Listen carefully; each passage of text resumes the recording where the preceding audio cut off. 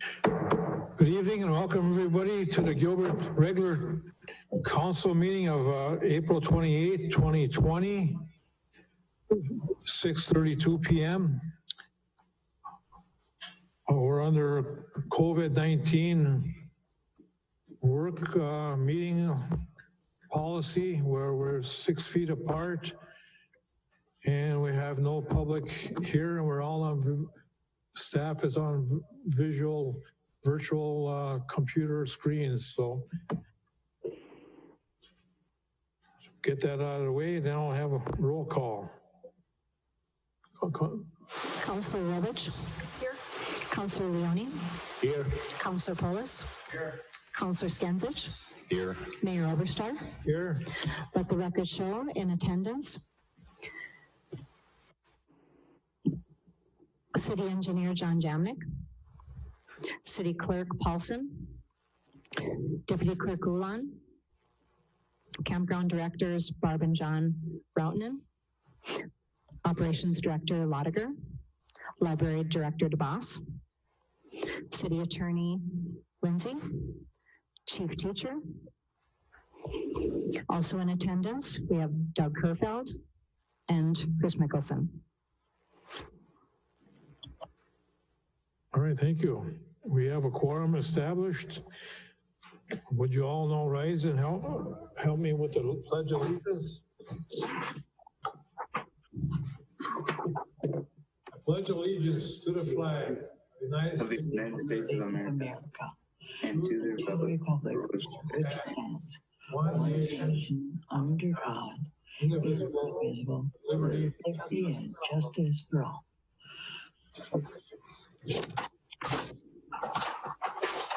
I believe we don't have any additions to tonight's agenda, correct? That's correct, Mayor. All right.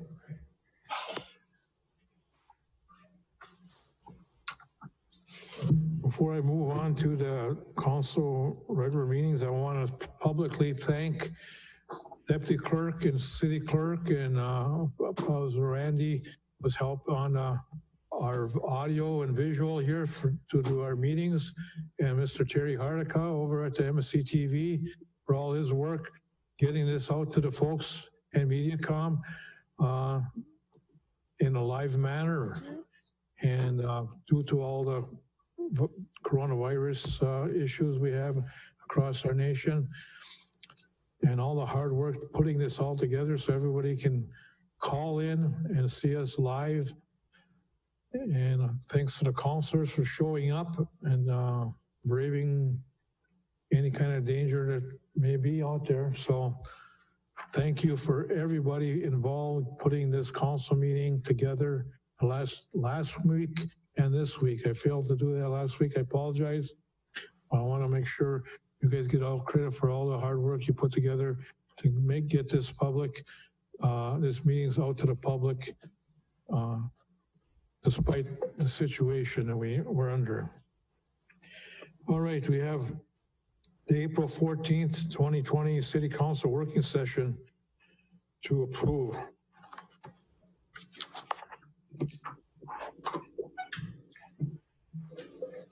For April 14th, yeah, 2020. I've looked at them already. I'm okay. Anybody else? Corrections, additions, or deletions? I'll move. I'll second. Moved by Councillor Pulis, second by Councillor Skenzich to approve these minutes. Any more discussion? All in favor say aye. Aye. Opposed say nay. Motion carries. Roll call. Councillor, oh, sorry. Thanks for the reminder, Councillor Skenzich. Under these rules, we need every vote to be roll call, not typical roll. Calling. So we'll do the vote over again. Councillor Skenzich. Aye. Councillor Pulis. Aye. Councillor Leone. Aye. Councillor Robich. Aye. Mayor Oberstar, aye. Motion carries 5-0.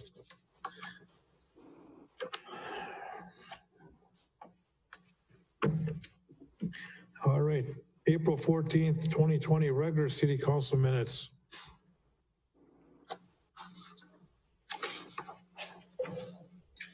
I'm okay.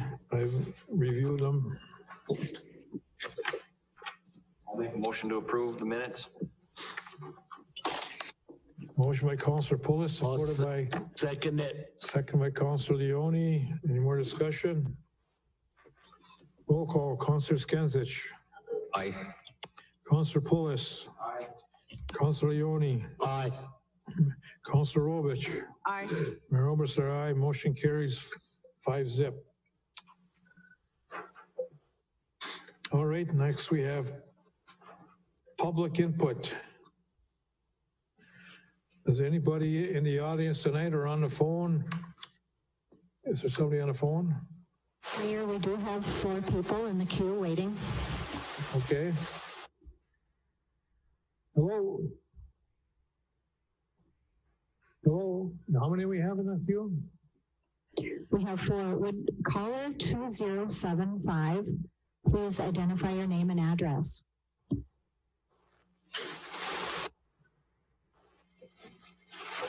Hello? Hello?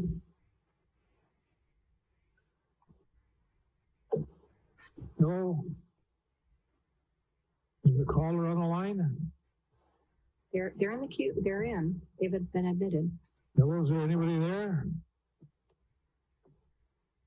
Hello, this is Ron LaFond. Hello? Hello, this is public input, Ron. Oh, okay. I'm just joining the meeting. I apologize if somehow I'm interrupting things. Okay, we'll get back to you later then, okay? Sounds good. Just Thanks, stay Mayor. on the line. Stay on the line. Thanks for calling. Anybody else? Okay. Deputy Clerk Sandra, is there anybody else? Yes, there is. Okay. Kristen T. has just been admitted. If you could state your name and address, please. Hello? Might take them a minute to connect. Hello? Is there a caller out there? Hello? Hello?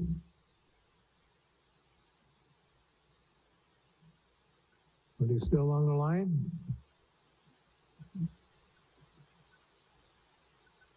Hello?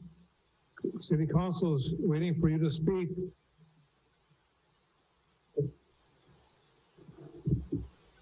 Kristen T., would you please identify your full name and address, please?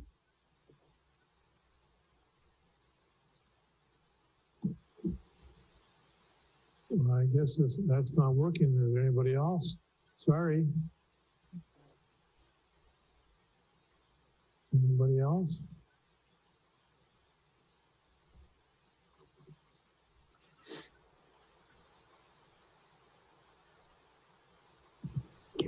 Randy, could you please identify your full name and address, please?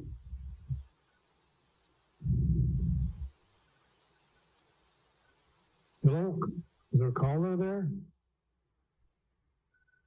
It's coming through. What's that? Randy? Yep, I can hear you now. Okay. Brandy? I don't know who's talking to me, but Brandy, we need your full name and address for the records. yep, it is Brandy Lotiger, 106 East Indiana Avenue here in Gilbert. Okay, this is Mayor Oberstar. Welcome, and thanks for calling in, and I'll let you state your reason for calling. Okay, and just so you know, Kristen Troutwine is also on the call, and she will be speaking about the banners as well. Thank you, everybody, for letting us take part in your meeting today. I appreciate it. Basically, what I wanted to come to the meeting regarding is Mayor Oberstar and myself had a previous conversation about 2 weeks ago in regard to banners being put on the city light posts on Main Street here. And what we're trying to do, there's a group of parents that have gotten together, and what we're trying to do, a group of parents of the senior class, what we're trying to do is honor them and recognize them for their academic achievement in this situation that we find ourselves in. So these banners would have these students' pictures on them, and they would say class of, like Evelyn Gilbert, class of 2020 on them. We have 70 kids in the class, and we're hoping we can get all 70 kids' grad pictures. Not quite sure if we'll be able to do that. Right now we're at about 58. So myself and Kristen Troutwine talked to Sam and Mark Carpin from the city of Evelyn to kind of just see what would be needed for brackets in order to hang these banners. Kristen Troutwine had sent a letter to the city of Evelyn, the city of Gilbert, and to Vale Township regarding donations. And I'll let Kristen speak to her letter, and we can talk a little bit about what we're looking for from the city regarding the brackets. So Kristen, if you don't mind jumping in.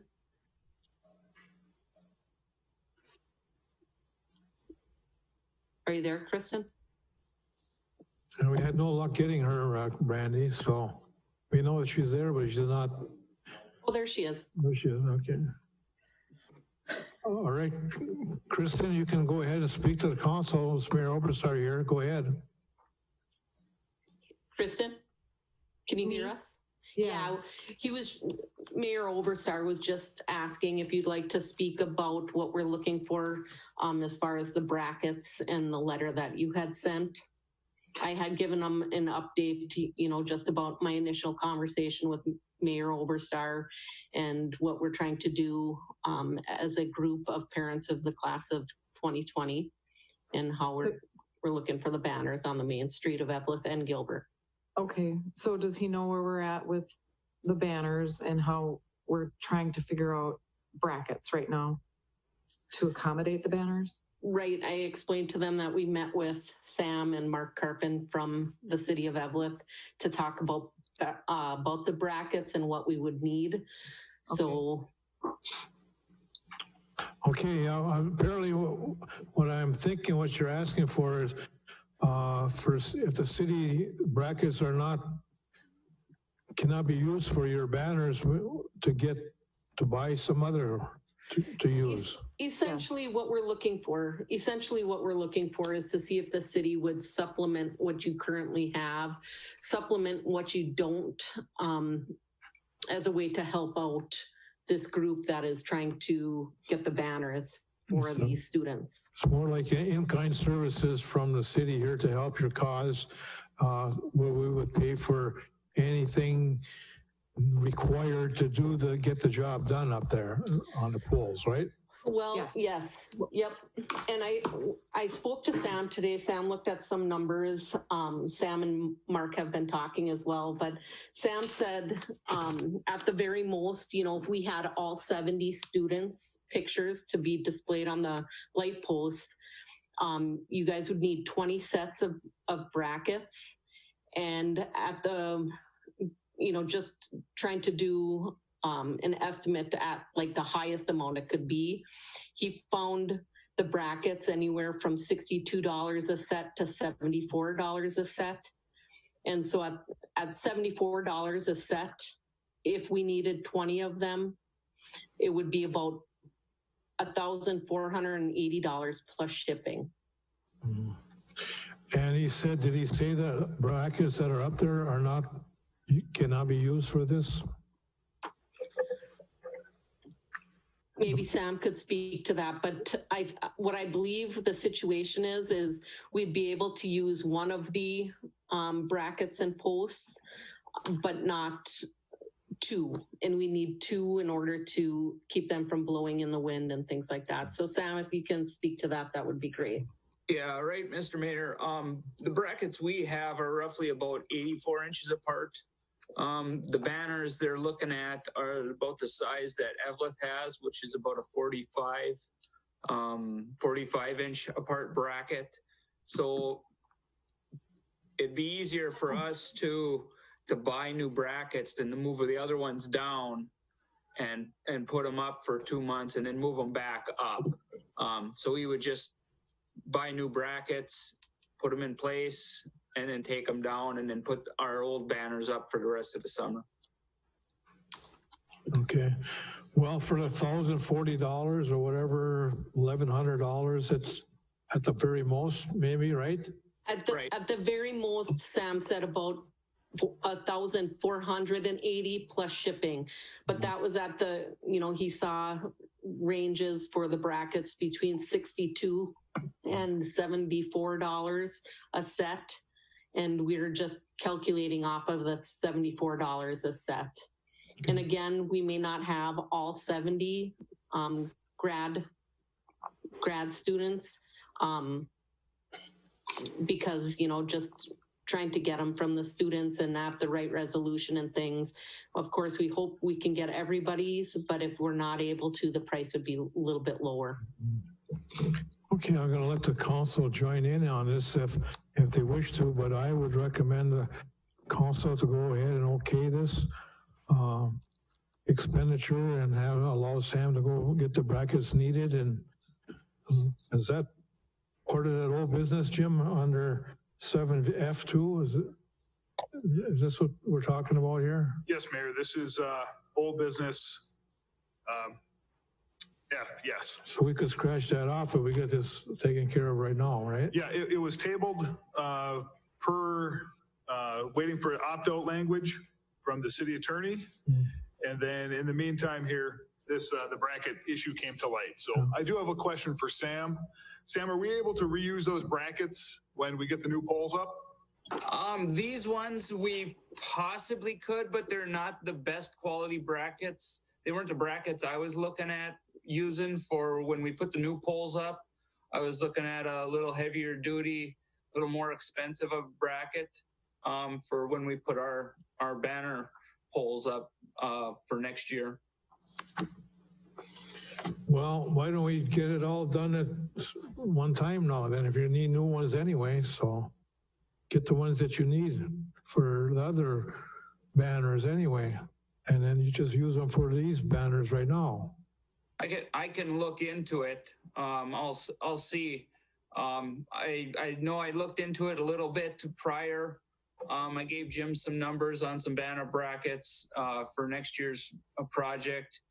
And the banner brackets I've been looking into for like these guys stuff are like a straight, they're pretty a cheap banner bracket. The ones we were looking at for the city later on were more expensive. They had an adjustment in there. And I didn't know if they were angled or not. So that would be the only issue that I'd have to look at. And I could figure that out in the next couple of days.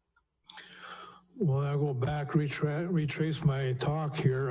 If they're not gonna be useful to us for other banners, don't get those. I would recommend we get one set of banners that we'll be able to use once in exchange, when we exchange the banners, not buy two different sets of these brackets. One set of bracket and be done with it. So they might be a little bit more expensive than what we were first looking at then. well, you were gonna get them anyway next for the new poles, right? Weren't you? Right. Yep. Yeah, so all we gotta do is just put them right now up on these poles in a different spacing. Then they're gonna come down and you're gonna put them on the new poles. So you're gonna have them for next year. So I would recommend you to get the right ones and use them for both applications. Okay. That's what my recommendation is to the council. I don't know what the council wants to say. Council Robich. To John or Jim, were the brackets included in the phase 1 project estimate or phase 2 project estimate? Is that part of the cost? No, Okay, so that was going to be an additional expense outside of the project regardless. correct. Okay. First off, I want to say to Brandy and Kristen, thank you for spearheading this and all the time that I'm sure you've put into gathering information.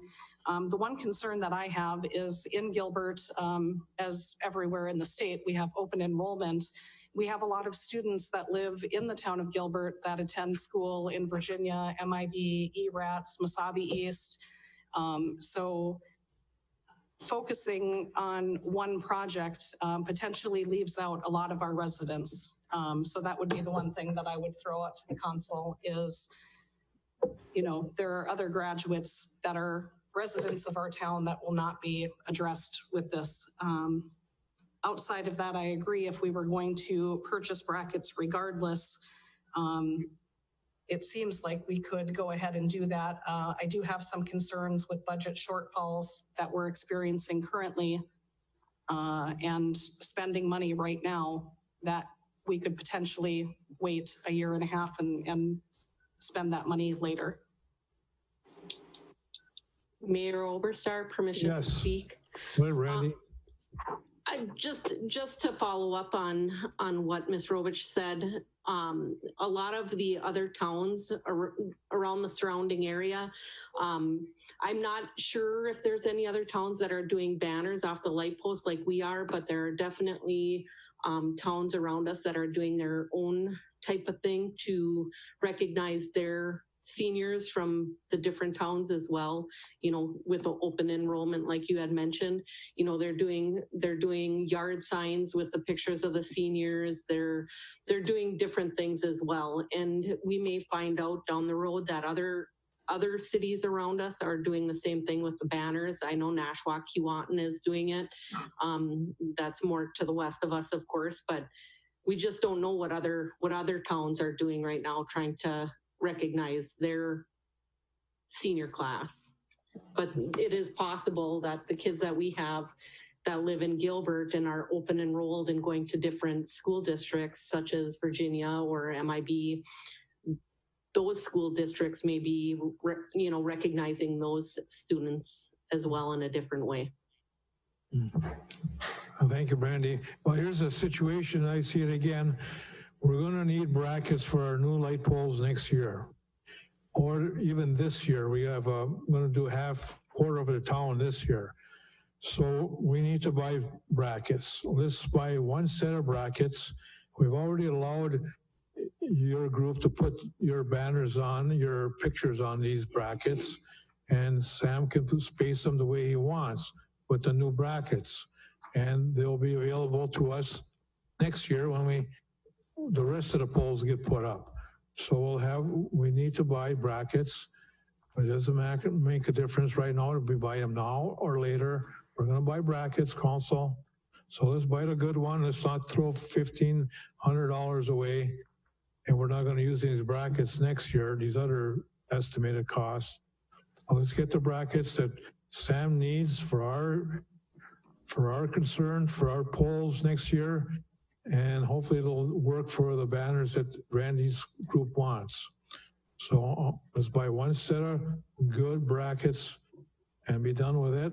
And then allow these banners, which we already have, allow these banners to be placed on this summer versus next year. There's a different situation, but this summer, those pictures can be, photos of these graduates can be on there this year until, I don't know, falls, October, November anyway. So, but let's get one set of brackets, a good set of brackets. Let's don't be cheap on this thing. And let's get it done. That's my recommendation. Councilor Polis. Permission to speak again, Ms. We got a Councilor Mayor. Polis. Hold on, Brandy. You got a Councilor.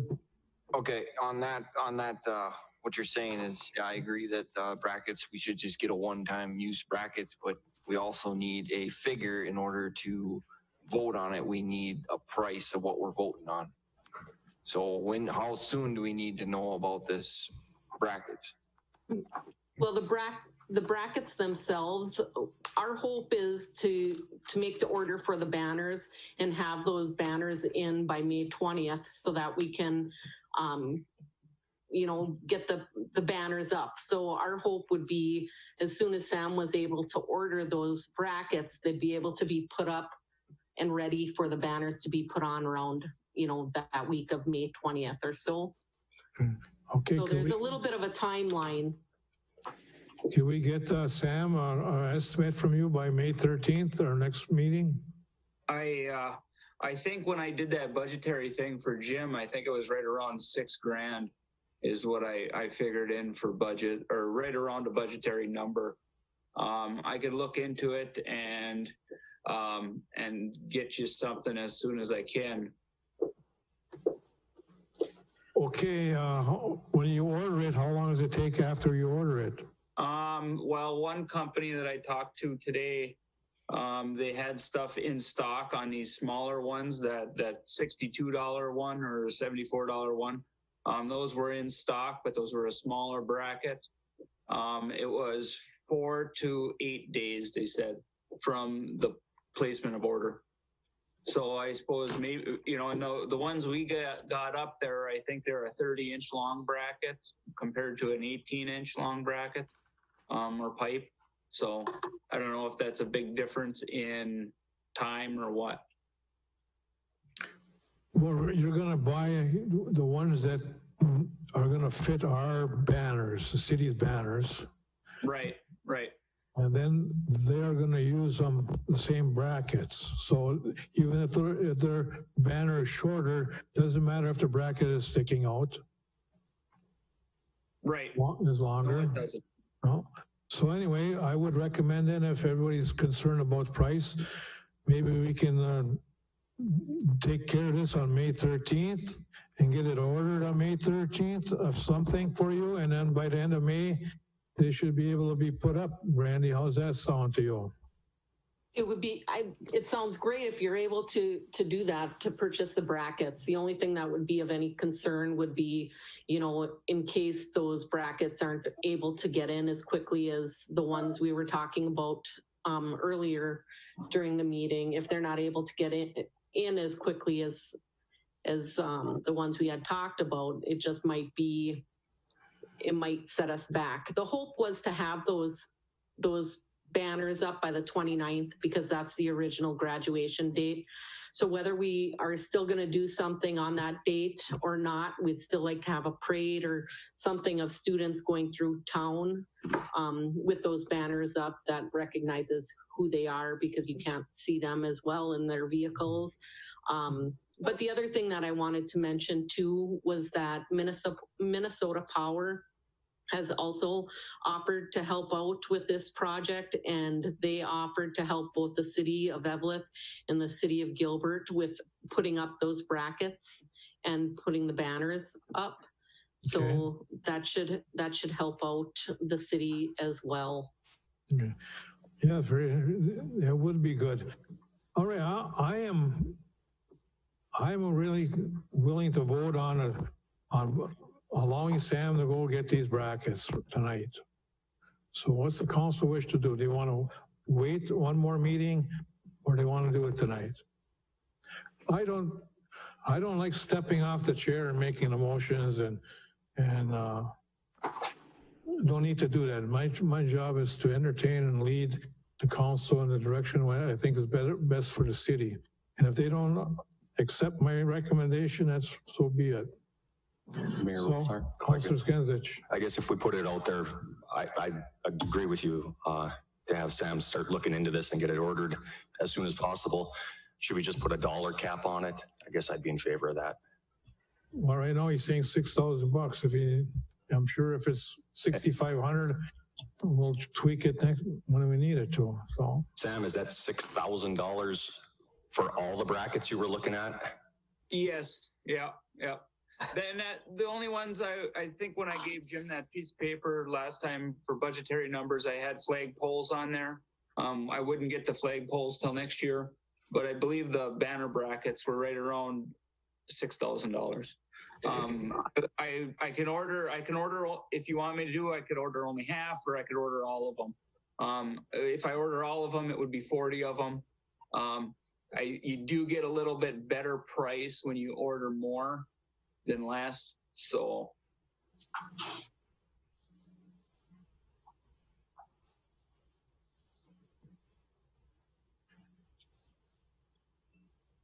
somebody want to make a motion of some? I'll make a motion to have Sam go out and order these brackets up to, do we want to say $6,000 is what he's figuring? Yeah. If he's in the red, he's in the red, so. 6,000, anybody want to support that? I'll support that.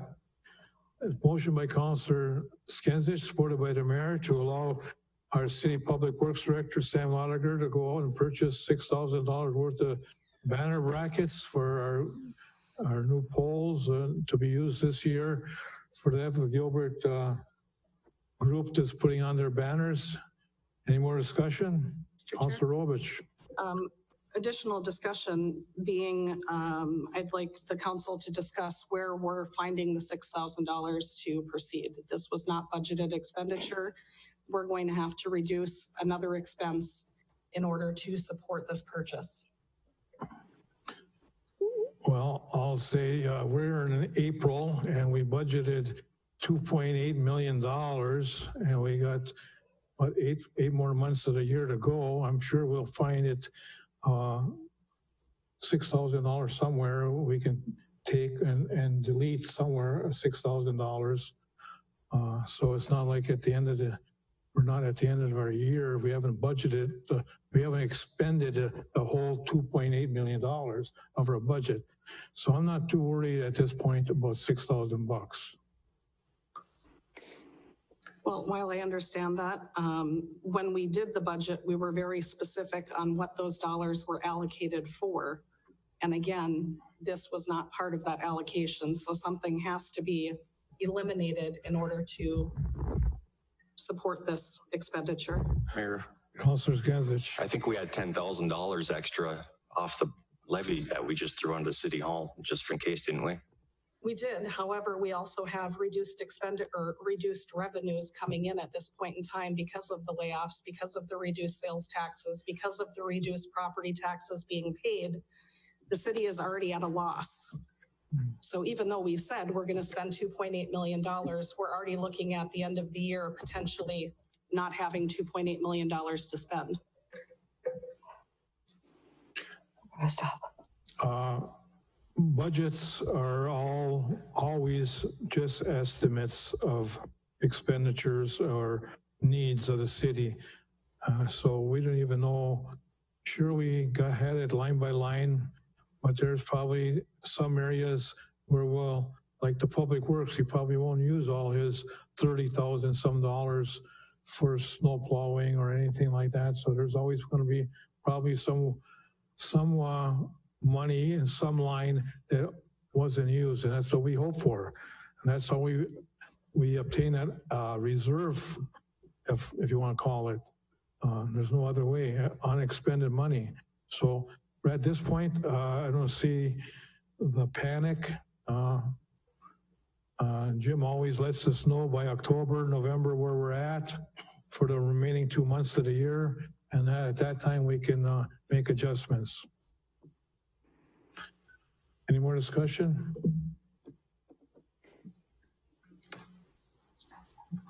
Councillor Skinsich, vote. Aye. Mayor Oberstar, aye. Councillor Pulis. Nay. Councillor Leone.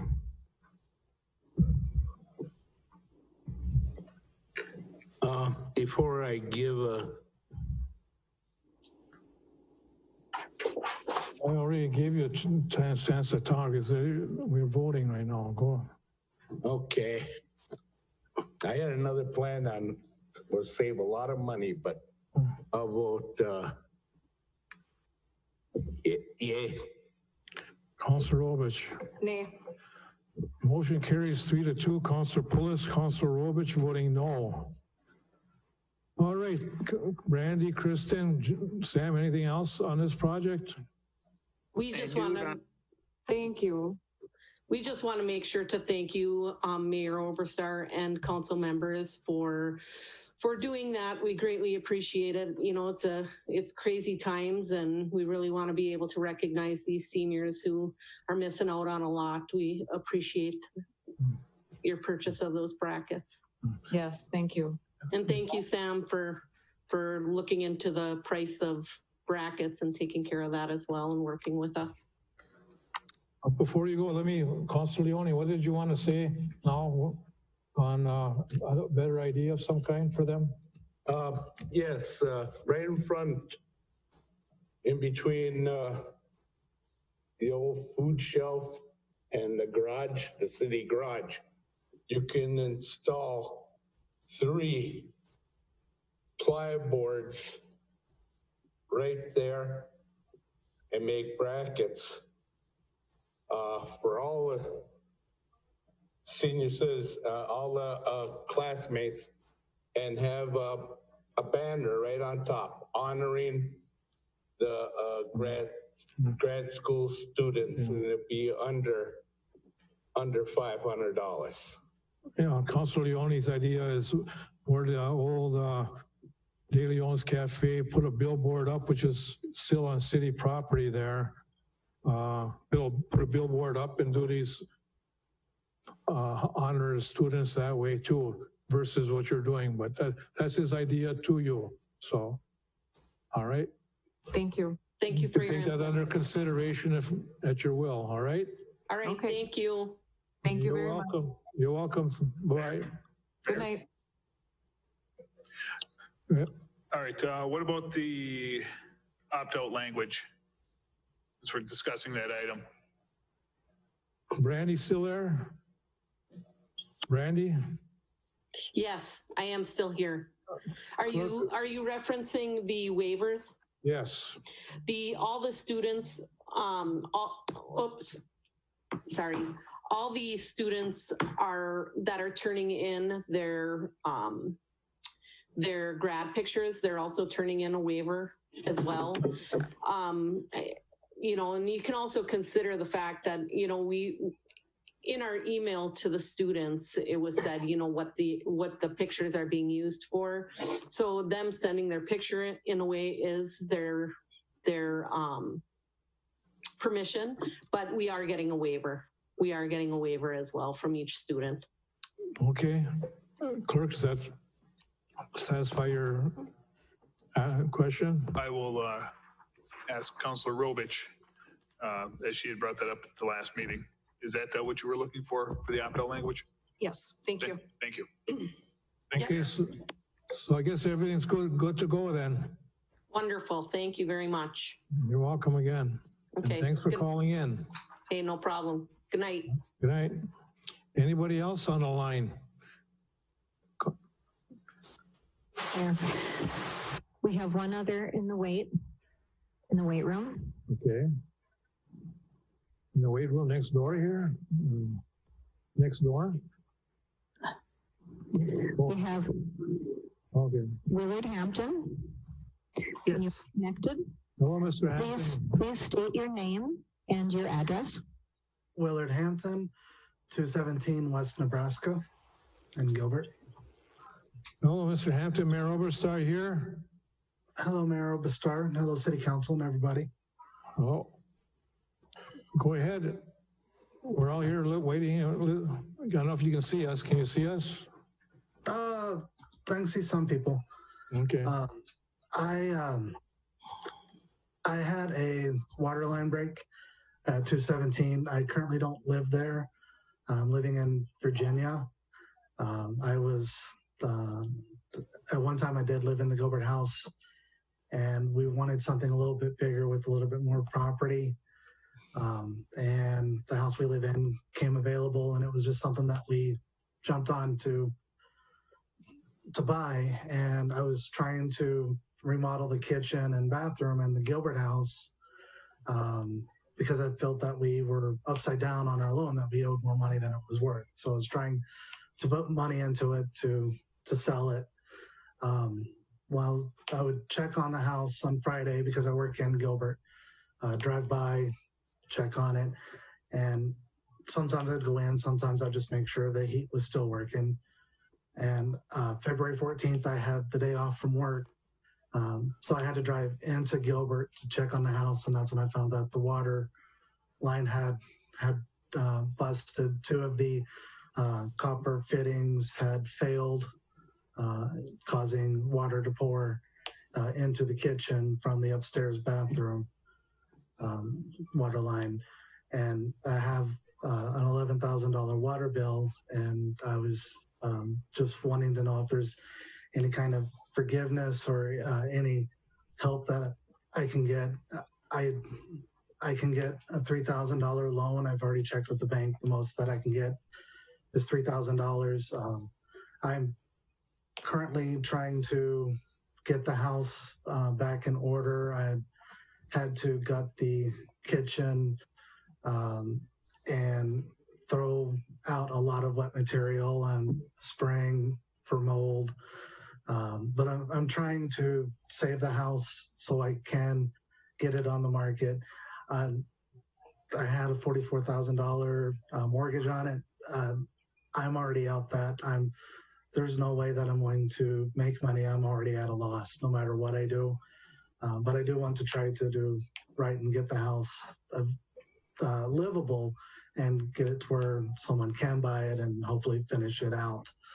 And that's why I'm here, is just seeing if there's anything that can be done to help with the water bill. Well, I had you on the agenda farther down the line, but since you called in, and we might as well get this taken care of right now. Thank you for calling in, and thank you for telling us all the issues with this water bill. And you said that you were asking for some forgiveness from the 11,000, and you said you could pay up $3,000 up front. Yes, sir. I would take a loan out from the bank for $3,000, and I would pay that for the water bill. That's the available funds that I have. Again, we spoke about it at length last council meeting, and I'm glad you're here, able to be here. Maybe some councilors will have a question for you, but it's an unfortunate situation. It's not the city's fault, and it's not actually, you try to do your best to make sure it didn't happen. Good thing you didn't run into the $100,000 mark or the $50,000 mark, which could have happened, but it was at 11, and that's lengthy. I would have to come down here in front of the council and ask forgiveness that I was no way in the heck could I pay $11,000 for water on the basement floor. It's gone, it's done, it's over with. But we don't want to set a precedent in here, but we also want to be caring to our water customers. It was totally not your fault. Stuff happens. My washing machine hose could break while I'm at work, and I could run up a bill, maybe not that high, but somewhat that high before I got home. And things happen. And sometimes they're spendy. And as the last council meeting, I recommended council to that a penalty or a fine or a agreement for $2,500 payment to the city would be a fair enough for city and for you, I felt. I don't think $11,000 was ever going to be coming this way anyway. It'd be hard pressed for you to come up with that kind of money. Now knowing that you got a $44,000 loan on your house as it is. So I would recommend to the council that to take his offer to pay us upfront $3,000 and consider it over. And that would be my recommendation to the council. Anybody have any questions for Mr. Hampton or on this issue? Councilor Poulos. Can you tell us why the insurance isn't going to cover this? The only water damage the insurance covers is if it's like shear winds coming from outside the house into a pre-existing hole into the house, or a hole caused by outside forces. They don't cover broken water lines. That was one of the things I found out the hard way, that it's just not covered by the plan. And I actually had to buy a more expensive insurance plan when we moved out of there because it was vacant.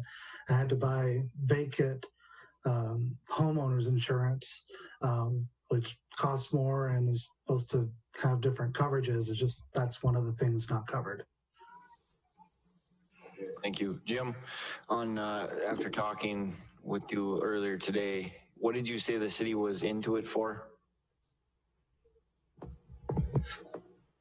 The breakdown is 8,449 gallons of water. So the city of the $11,068, $5,700 is the water coming in.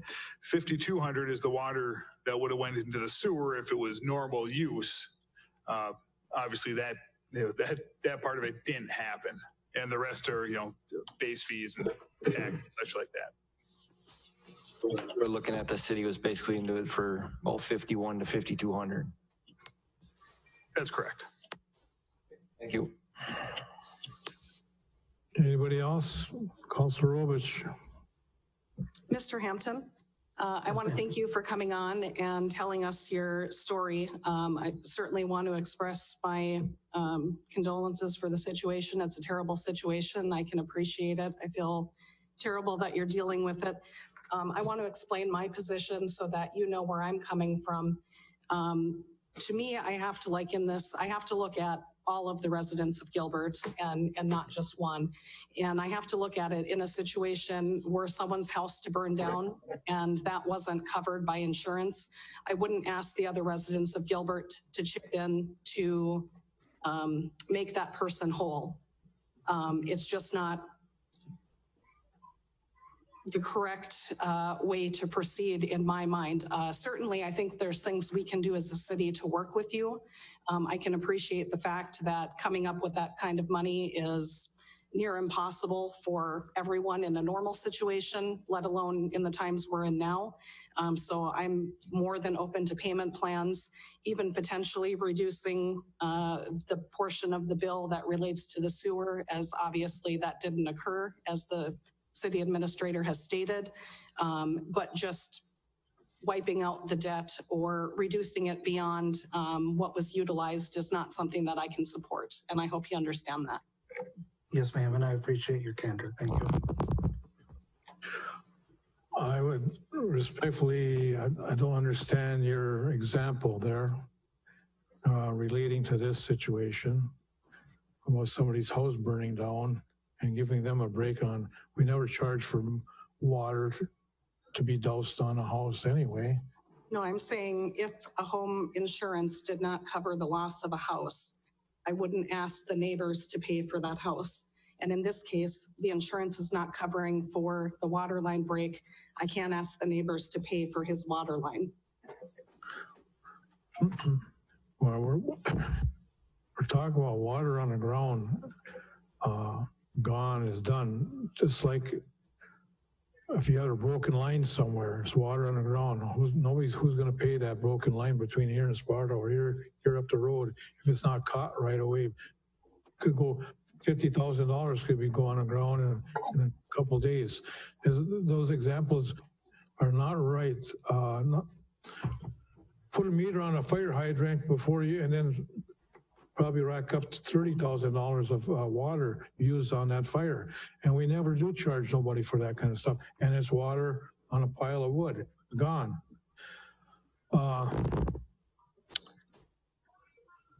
It was determined already, he didn't use no sewer. The water, part of it is $5,500, and that's still a little steep for the water that he didn't even use in a proper manner, of a normal manner.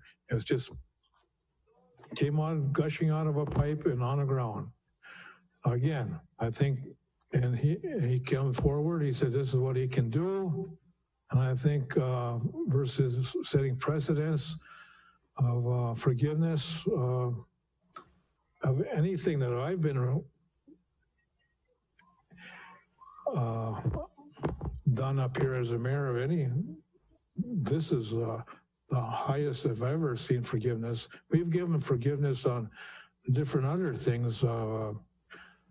Electric bill went out of whack for some reason, and so there's been precedents made that we've done good forgiveness things in city before, not to this amount of money, but it was a lot less than that. but we have given forgivenesses out when people have come forward to the council and stating their situation. So I see nothing wrong with working with the gentleman here on the $3,000 one-time shot. And I think it's a win-win for both sides. Councilor Poulos. I'd like to enter into motion to, he pays basically on a monthly plan for 3 years. That basically comes out to be $152 a month for 3 years, which would be about roughly $5,100 to $5,300. Is there a second on that? I'll support. There's a, Councilor Poulos' motion was for $5,100, right? Yep. Payment plan, the second by Councilor Robich. Roll call vote, Mayor Oberstar, no. Nay. Councilor Poulos. Yes. Councilor Robich. Yes. Councilor Skinsich. Can we have more discussion on this before we went right to vote? Good, you're ready to vote, yeah. I didn't give him the okay to vote. Go ahead. Go ahead. You took the motion in a second, but you didn't ask for any additional. What if the home is sold in a year? Where does that 100 and what you suggested go, I guess? Guess we'd have to figure that out if it came to that, or he'd have to figure it out with the person that bought it to discuss that. But my reason for this motion is, instead of paying $3,000 up front right now where he's got to take a loan out, paying $152 a month is more reasonable for up to 3 years, and maybe we revisit it further down the road. But this way he's not $3,000 now in a loan as top of his mortgage payment. So that's where I'm coming with it.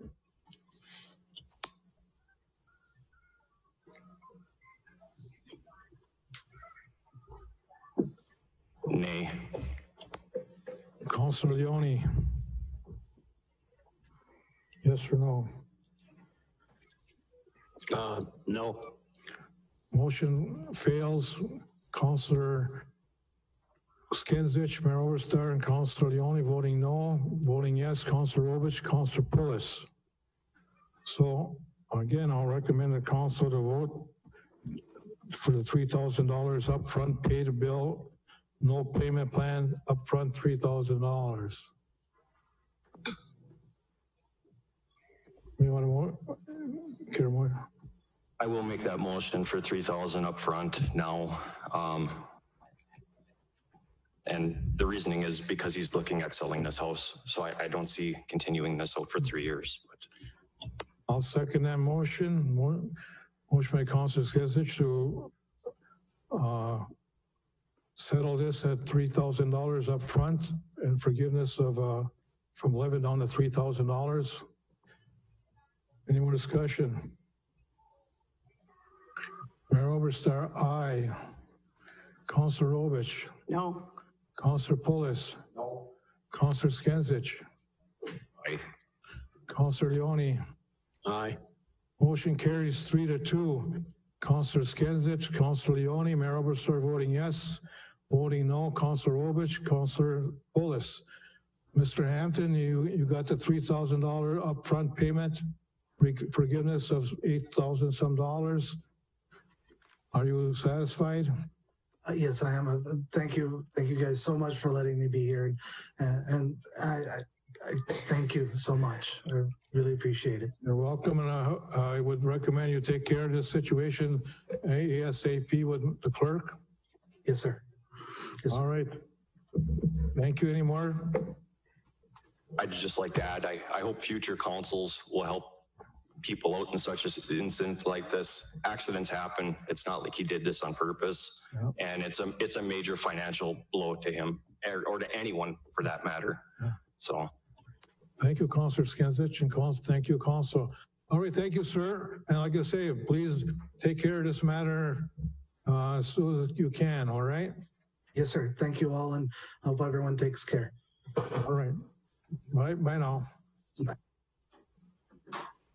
Okay, anybody else in the queue? Thank you, Mayor. There's nobody else in the queue. All right. We get past public input here then. All right. As far as reports by mayor and council, I spoke about the highway department thing. I suppose I should talk about to the people out there in TV land. We spoke with the highway department about our Main Street construction to be started July 13th in Gilbert after the 4th. We wanted them to start on the north end of town, Highway 35, and get as far as they can in year 2020. And they were hoping to get past New York Avenue this summer until October, November, whenever. But due to the fact that residents in Gilbert did not return their easement that the highway department sent to them where they needed to, they gave $500 for the time of the project to work on the city sidewalks, but needed that room to go onto the property owner's property to work to get this job done. So they offered, I think, $500, maybe more, to different property owners on the main street here to allow them to work on the street sidewalks on their property. And then if they damaged any portion of that property, they would restore it back as close as original as they could. And then you keep the $500, $600. But residents did not send that back in a timely manner.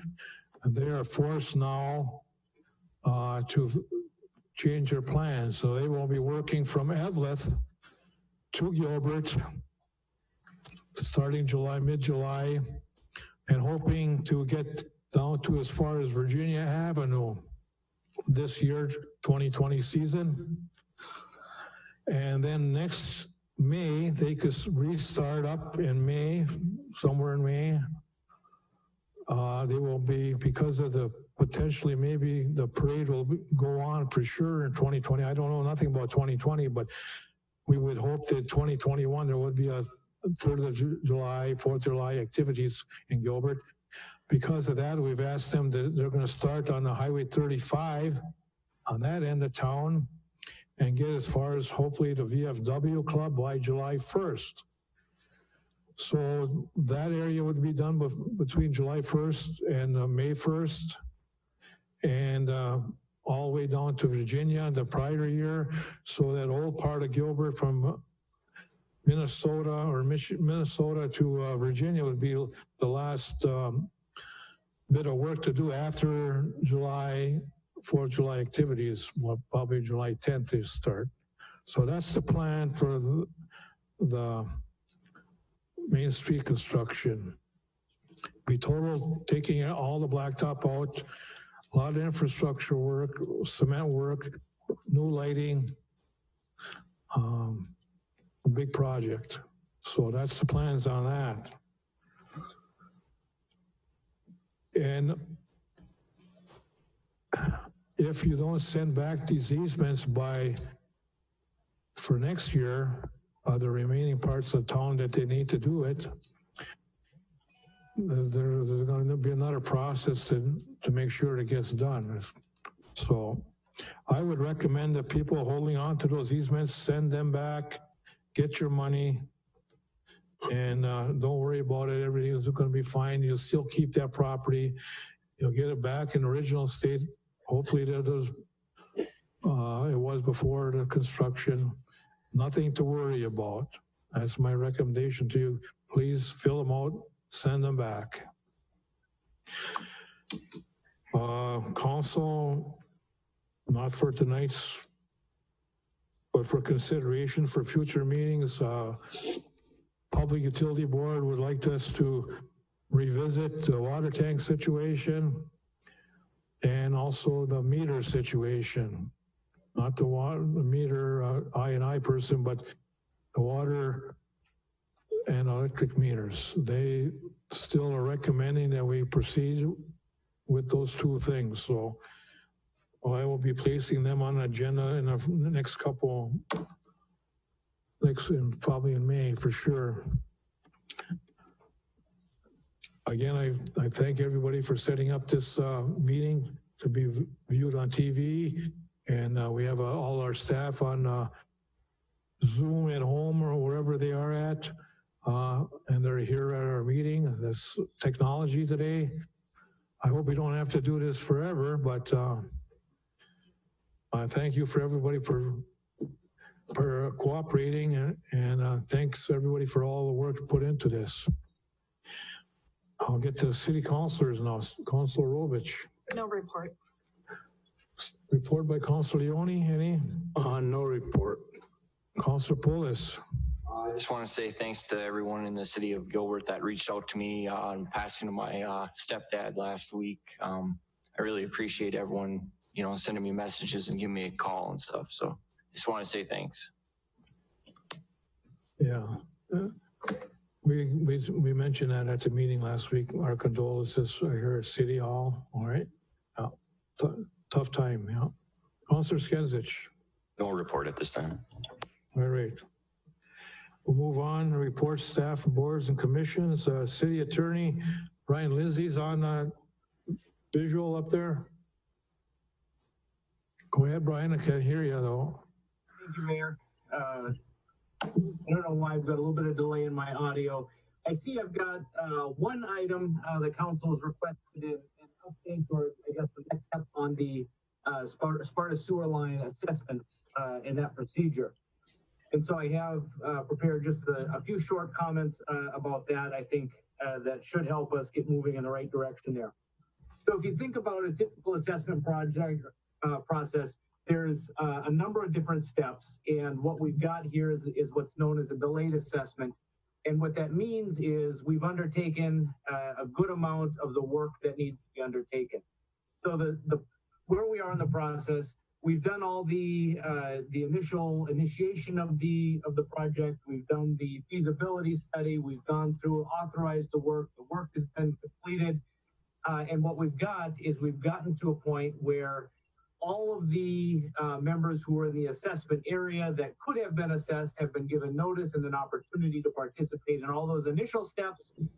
And so where we really are is we need to start preparing for an assessment hearing with regard to those last few properties that hadn't or that had opted out of the initial assessment. And so what we as a council should do as the next step is we need to find a date when we can have an assessment hearing. We need to publish notice. And I think what we're going to need to do is I think our notice should be a little bit more in depth than it usually is. I think we should kind of outline the dates and the procedure that has come before this that lays the groundwork for this delayed assessment. We'll send notice of that hearing date to each of the residents that's going to be affected by this, as well as the standard publishing of the notice for the assessment hearing. Once those steps are undertaken, we'll have a set timeline. We'll actually convene and hold the assessment hearing, and then we'll be ready to bring a resolution to the council to bring to adopt the assessment roll and bring that forward so that we can start collecting those funds.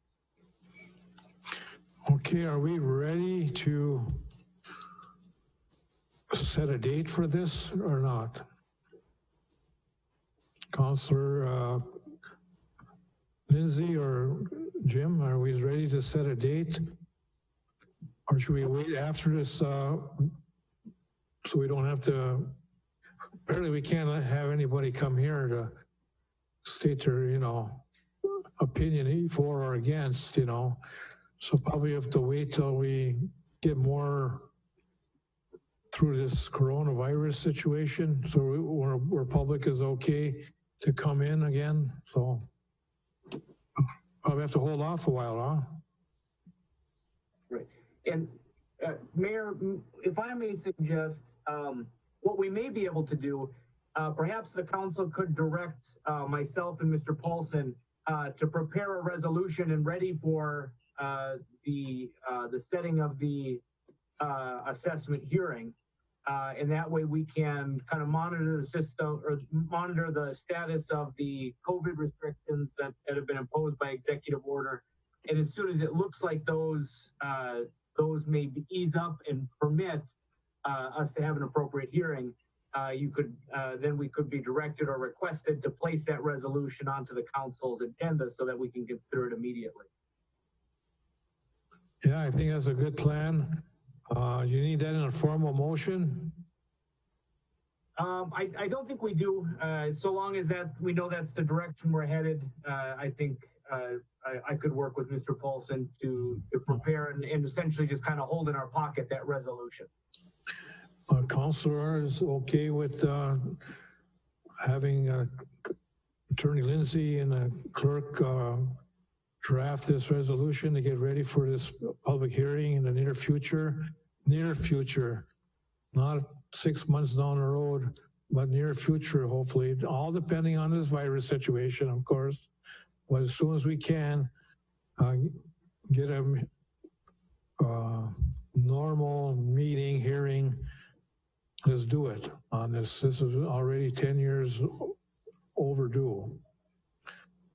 Okay, everybody okay with it? You could get some nods on TV here. Okay. All right, I guess you got okay to go and proceed with that, Brian? Thank you, Mayor. And aside from that, I've got no additional report, but I'd be happy to field questions if the council has any. All right, any councilors have anything additional for Brian to question? Need answers for?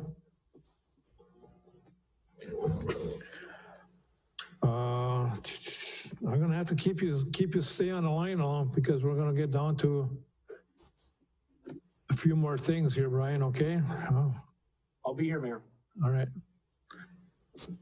City Engineer, John Jamnick. I have his agenda items tonight. All right. Councilor, anybody on the council have anything they would wish to ask John about other than what's on our agenda tonight? All right. Chief of Police, Ty Teacher. In lieu of time, I have nothing to report unless you have questions of me. Nothing to report. Anybody, any questions for Ty? For the council? I'll just say, Ty, we are waiting for some language back to finalize your contract next meeting. What everything else was, hopefully you'll accept it. All right. We won't finalize it tonight. We'll finalize it at the next meeting. All right. Well, thank you. Public Works Director Sam Lotiger. I just got a couple updates. I met with Sean Gobronson from Gobronson Excavating about the cemetery project, and we are going to probably start that in the next 2 to 3 weeks here. And that was where the council gave permission for us to put new water lines in. Gobronson Excavating is going to do that free of charge. It's just we got to pay for the materials. I purchased the water line last year, and there's going to be a bunch of purchases this year of odds and ends, water piping related for the cemetery. So we're going to start that and hopefully finish that up here towards the end of the middle of May here with the new water line up there. And then we're just finishing up street sweeping, and this week is start of alley pickup. Other than that, we've been trying to stay safe and stay 6 feet apart, and that's about it. That's about it. Other than that, I don't have anything else. Very good, good report. Thank you. Any councilors have any questions for concerns to ask Sam about?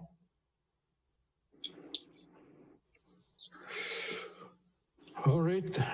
Thanks, Sam. Maybe just stay on the line there, okay? No problem. Okay, Library Director Sue DeBoss. Hello. Hello. How you doing? I'm fine. Can you hear me all right? Sure. Great.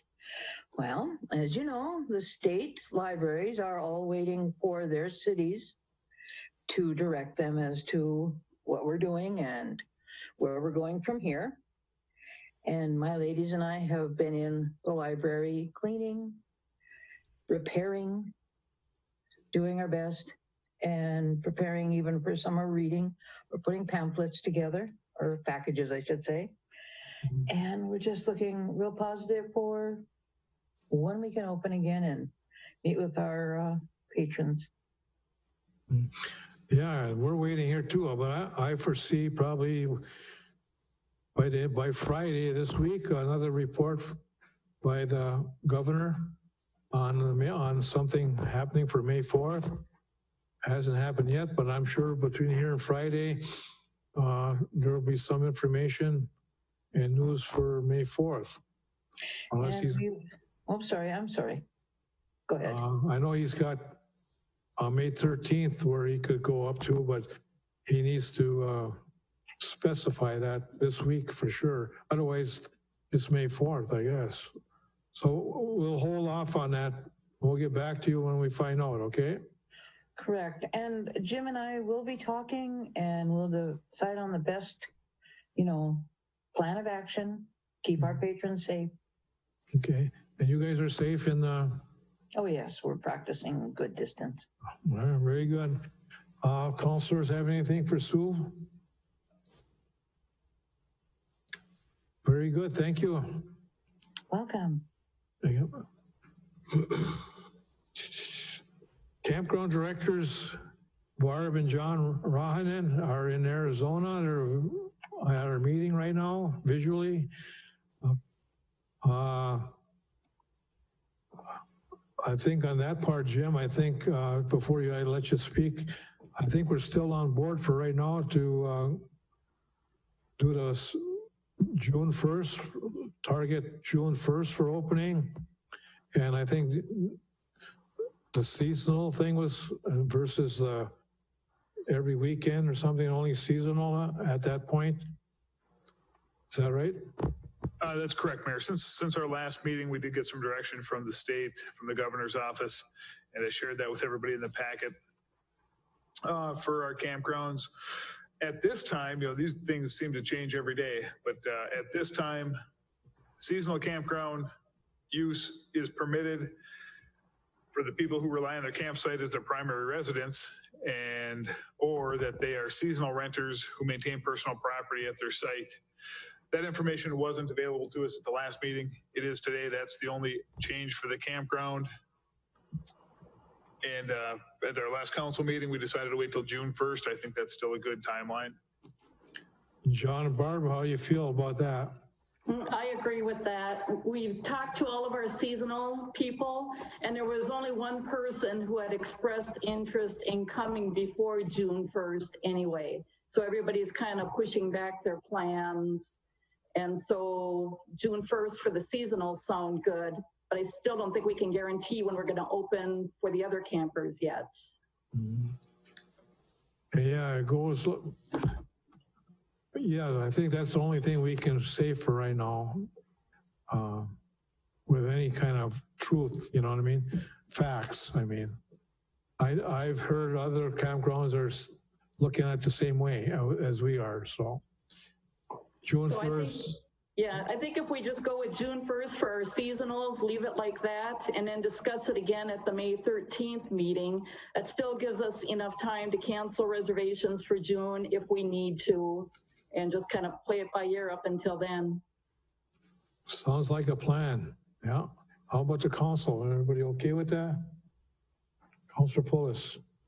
Is there any possible way that we could open by the middle of May for the seasonal people or not? Like I said, there was only one person who would be coming any sooner. So I don't think it pays to open up just for one camper. All the other seasonals, even if we were open, they wouldn't be coming until after June 1st. Okay. And that's what the county doesn't recommend it till June 1st anyway, so they won't let us do it anyway, I guess. Councilor Rovich. Clerk Paulson, wasn't there something within the guidelines that also indicated that for non-seasonal, if, say, a contractor was working out of town and was utilizing a campground for business purposes, essential work, that they were also included within that guideline? Yes, if an essential worker was going to be using a campground as their main residence, then they would be allowed, yes. Okay, I thought I had read that it didn't have to be any type of long-term situation. It could be a week, it could be a weekend, provided that they were traveling and using that as their... That's correct. If they're essential workers, yes. Okay. And we don't have any campers as of now that have inquired to that at all. Okay. So I guess June 1st and May 13th, we'll look at it again. All right. Okay, that sounds good. June 1st for the seasonals, and then we'll readdress the other ones on May 13th meeting. Very good. And hopefully governor doesn't, changes, say August or something. Hopefully not. I'm just looking, you never know. I'm just looking at the bad side of things here. Okay, we'll stick with the June 1st, just like you said there, Barb. Okay, sounds good. Okay, and we got nice weather over here too, by the way, so. Here too. Okay. All right. Executive Administrator, Mr. Jim Paulson, our clerk. How are you doing? Thank you, Mayor. I'd just like to say thanks to the council, staff, and the community for their understanding on the dealings of us with this COVID situation. We are getting updates and changes to procedure and rule changes almost daily.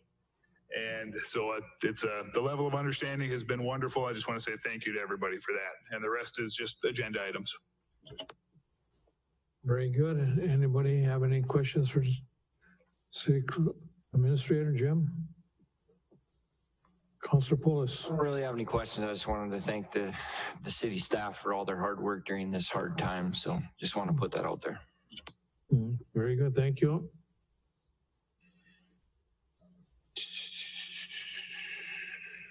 Well, we got campground directors again there. We'll just pass on that. Any other boards of commissioner chairmen around here?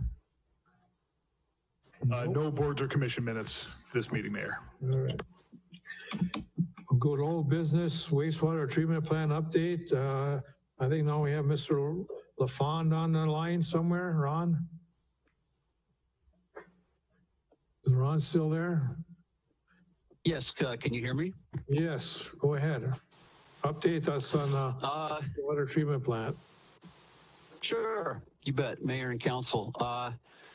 We are nearing the completion of the project, at least in terms of pay applications from the contractor and the construction on site. It's on the order of 95% complete.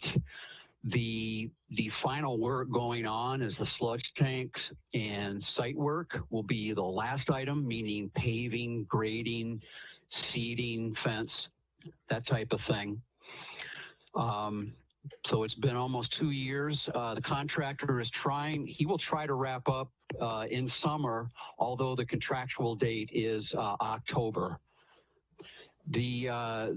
Probably the most significant development in the last few weeks, we started the MBR process in November of last year, early November.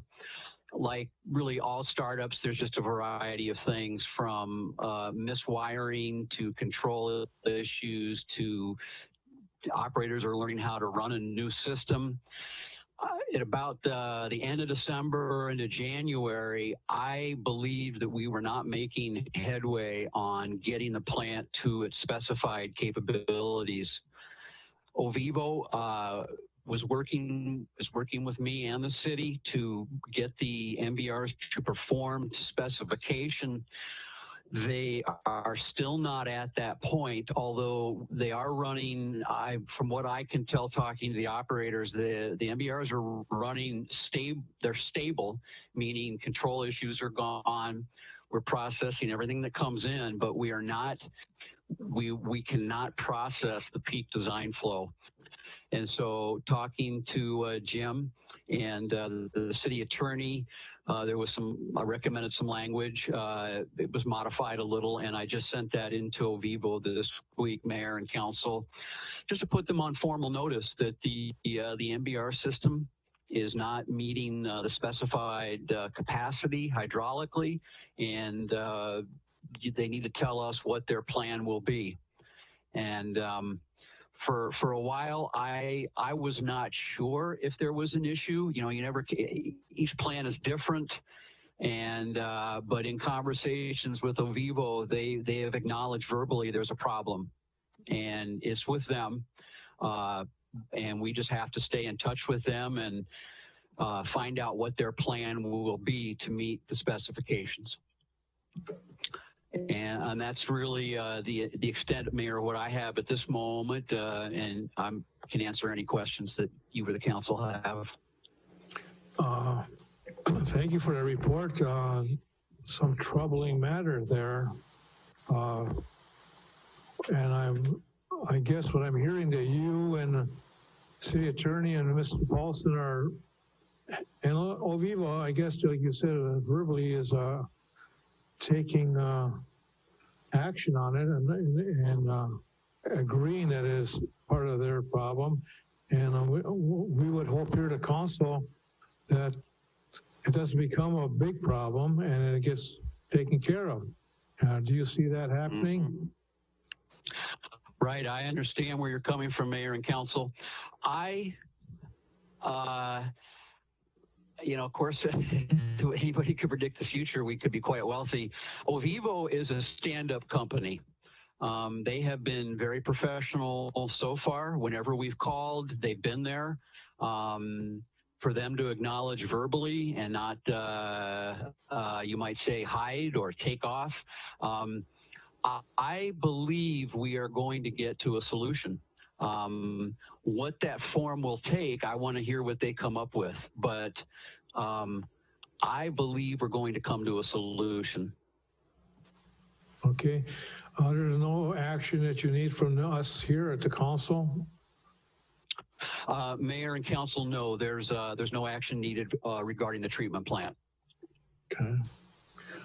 All right. Any questions by the council for Mr. LaFawn? Councilor Skenzich. Ron, what percentage is this plant performing at compared to what it was supposed to be at, I guess, or compared to 100%? Right, that's a good way to think of it. The plant right now is running around 2/3 of capacity, 2/3 of hydraulic capacity. Yeah, that's because of something in the system, or because I see the pond lagoon out there empty. Oh.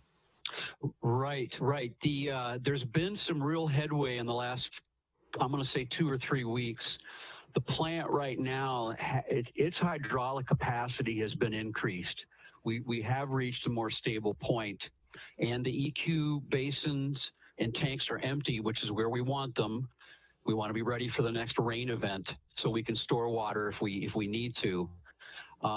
But the specifications were, we wanted to meet design hydraulic capability with 2 out of the 3 tanks in use. And right now it appears that we're getting design capacity requires all 3 tanks. So that's why I say we're running at about 2/3 of the specified capability. Okay, you're working on it. Oh, I'm sorry, Mayor. I was just going to add that as far as the treatment quality, it's outstanding. We'd expect an MBR to almost produce what would look like drinking water, and it is high quality. We just need more hydraulic capacity. Okay. All right. Is that okay, Jeremy? Any more questions? So I guess if you're saying it's 2/3, it's roughly running at about 66% of its capacity? 66% of its specified hydraulic capacity, yes. We can sort of start to walk into the weeds in terms of a plant's capacity. There's a variety of elements that when we say capacity, we can bring forward. The plant right now appears to be able to handle what I will call the largest monthly flow that we expect. That's fantastic. That's what we want, except we want to be able to do it with 2 basins, not with all 3. So the issue is I'd like to see this working with 2 of the 3 basins and not requiring all 3. Okay, thanks, Ron.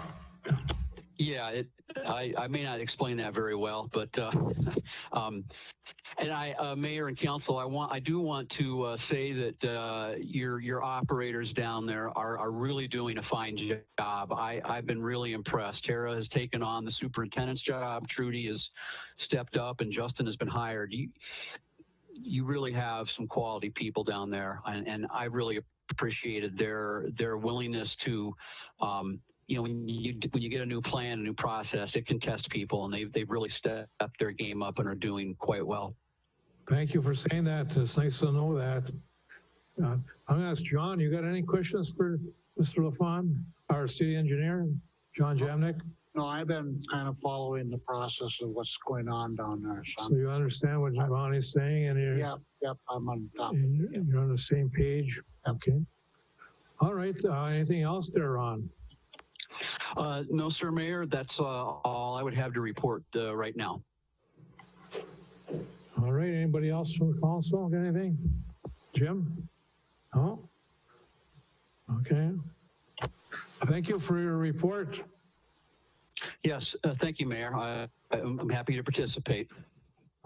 Yeah, you're happy you didn't have to drive 4 hours, huh? Well, to be honest, I really would like to come to the plant. It's harder to get certain things done at a distance, but no, I come up to your meeting and then I visit the plant, so it's all part of the same trip. Well, I should say thank you for all the work and concern you're doing for the city of Gilbert there on that plant to make sure it's run properly and the money is well worth it. And we trust that you are going to make sure that happen, and it's so far so good. Thank you. Thank you, Mayor. I appreciate that. Yep. All right, to Minnesota Highway 37 update. We had earlier this evening, we had a little discussion on that. Now we have also on video here is Chris from Elders. I want Chris and Jim to talk.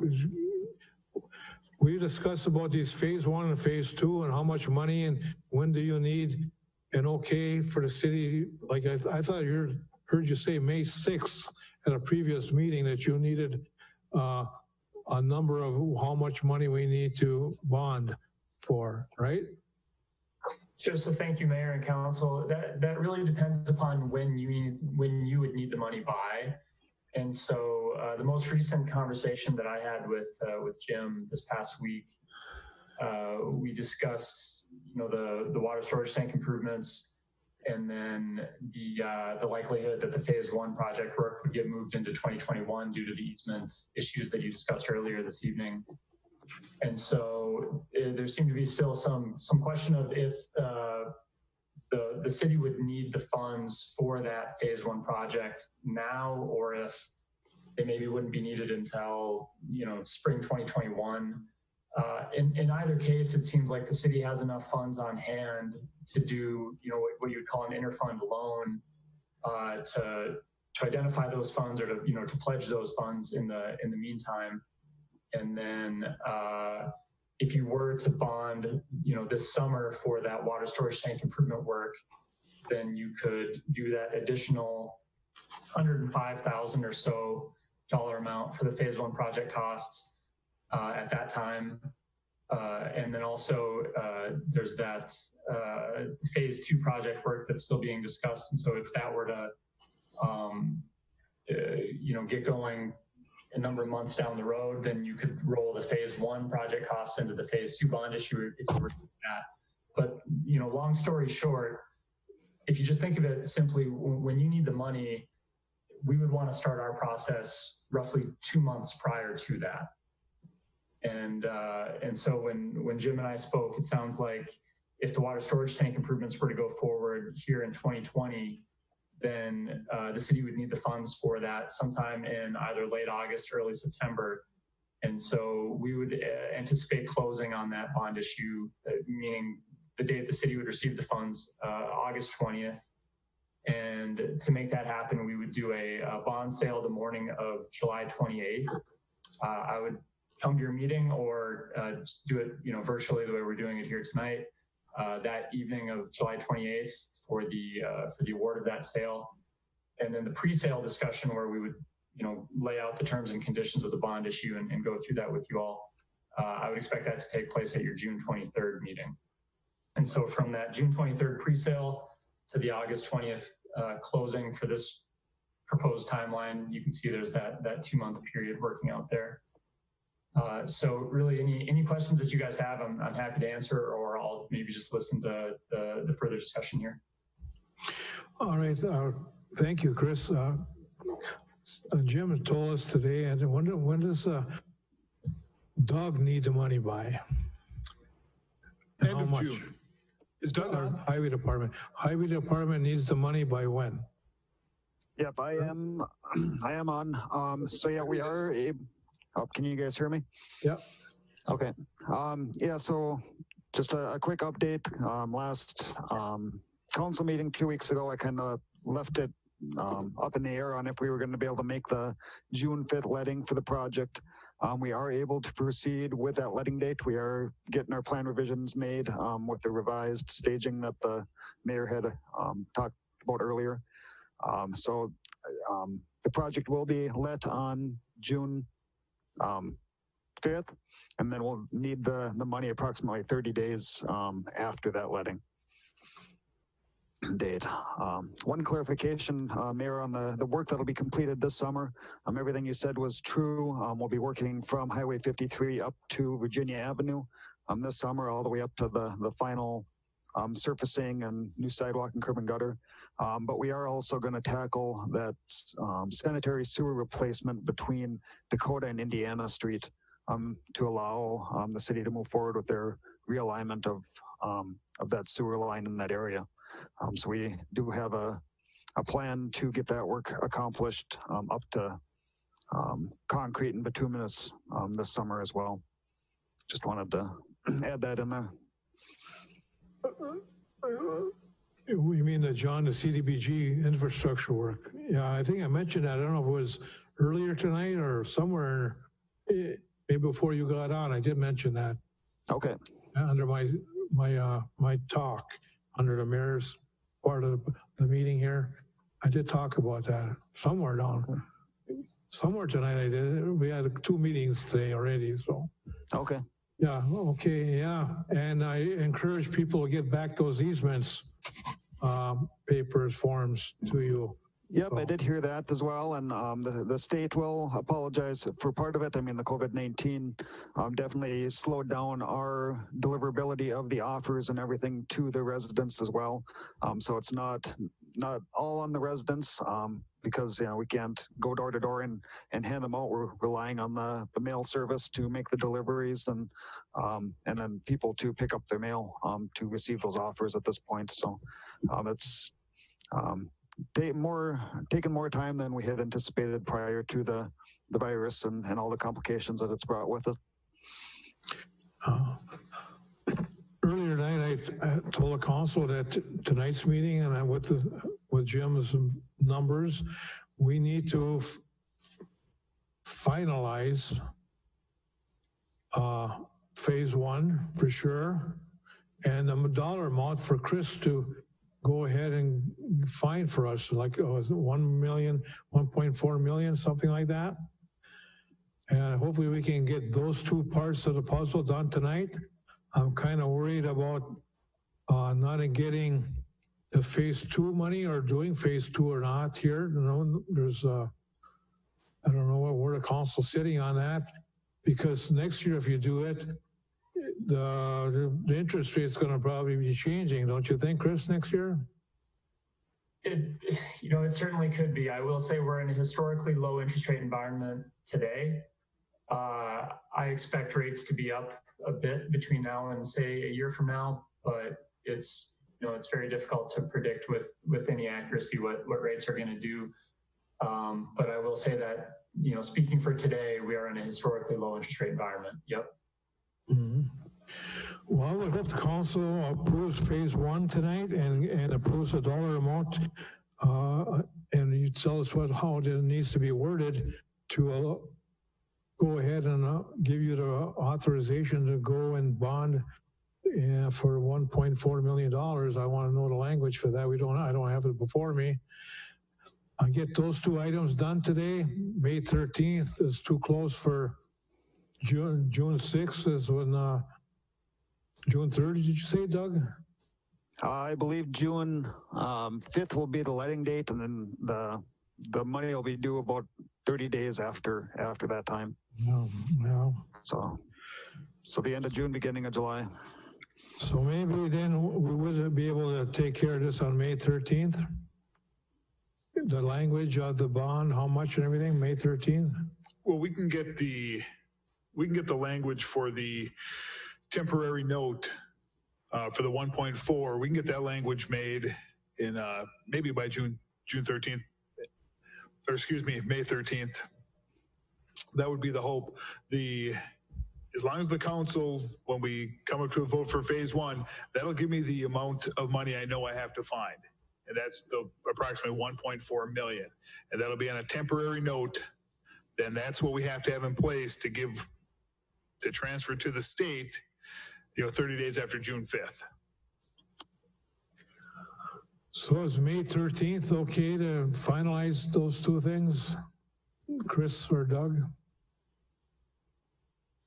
So certainly, as far as I'm concerned, my understanding is I would, given that the city is looking at significant PFA loans and grants, as well as CDBG grant funding, that's for the next project portion, but the IRRB portion, and then there's that electric fund portion. It looks like that local bond amount of the 35,000, and then the water fund contribution of 76,100 would really be where I would, find the funds for the city. And so that's why I referenced the $105,000 amount a few minutes ago, because those two combined would be the $105,000 amount. And so it would depend upon if the city chooses to move forward with the water storage tank improvements here in 2020, based upon how I would recommend, firming up that $105,000 piece.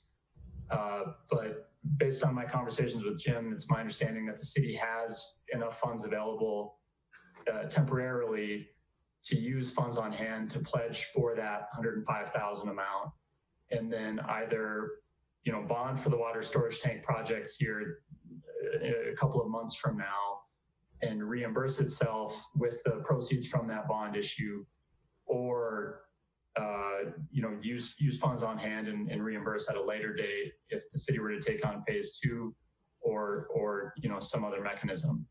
But that's why I referenced the $105,000 amount, whereas Jim would be working with the local bank to get the temporary note, for the project as a whole, if that makes sense. Yeah, and Chris explained that really well right there. There's a lot of different moving parts for the projects we have going on. Highway 37 phase one, we need to have approximately 1.4 million in a temporary note to be able to transfer it to the DOT so this project's fully funded. Of that 1.4 million temporary note, we have the PFA grant and loan, we have the IRRB grant, we have electric funds, and we have the approximate 105,000 bond that Chris is alluding to. The benefit of waiting on the bond from Ellers until we decide what to do with the water storage tanks, which those bids will be due at the beginning of June, then the council can decide which way to go. we can combine that 105,000 or so with the 700,000 and go out for one bond for this piece of this project and the water tower. So there's a couple of different things in play here. So tonight's discussion with phase one, we've been talking about this for 14 to 16 months. I'd like the council to vote on the parameters of phase one so I can go out and get the temporary note for 1.4 million. All right, that's a good recommendation. So you want to make a motion to approve phase one for right now so we can get the money lined up for that? I'll make a motion to approve phase one. Support. Motion by Councillor Pulis, supported by Councillor Robich for phase one. Any more discussion? Mayor, just to make sure we're all clear, phase one does also include the CDBG portion also. Mhm. All right, Councillor Robich. Aye. Mayor Oberstar, aye. Councillor Leone. Aye. Councillor Pulis. Aye. Councillor Skinsich. Aye. Motion carries 5-0. We have phase one ready to go for you, Doug. And I will All right, well, I appreciate the support and all the work that you guys Yeah, you're getting a buffering there. Can you go back to Doug? Are you still there? You're buffering or something. Or froze. into it. Put me out. Thank you, council. What's that? Again. Can you hear me now? Everything just locked up on me. Okay. No, I just wanted to say thank you for to the council and the city staff for your support and working with me through the process and being flexible with the late changes here that we've had to endure. I look forward to having a successful project and getting this done and working with the city throughout the construction. As long as you're here, and then next year we got the bigger part of the main street to do next year. And that's where phase two would come into effect, the alley-to-alley infrastructure work, right? You would need to know if we're gonna do that or not in the future here, right?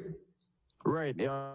And we are going to put in our special provisions for this project that the city is working on additional projects in the area so that the contractor that we get on board, is aware that there'll be the possibility of additional contractors working in the area. Okay, well, when would you need a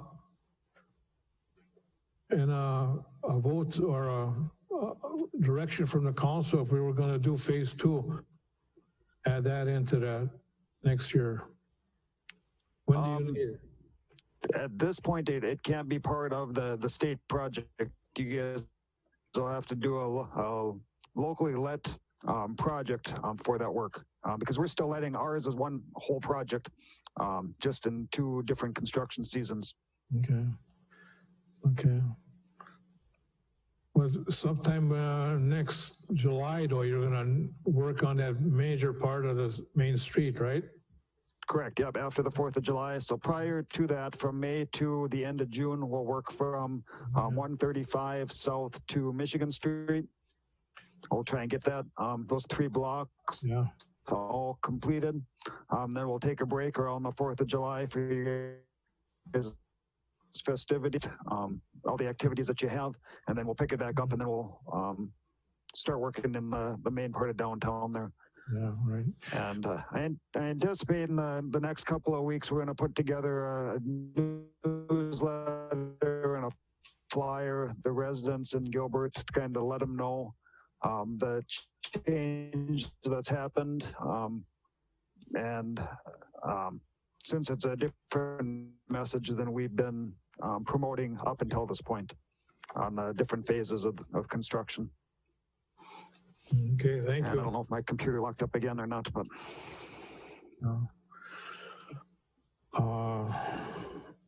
Some like, do you need anything more than that, Jim? No, Mayor, thank you. Yeah.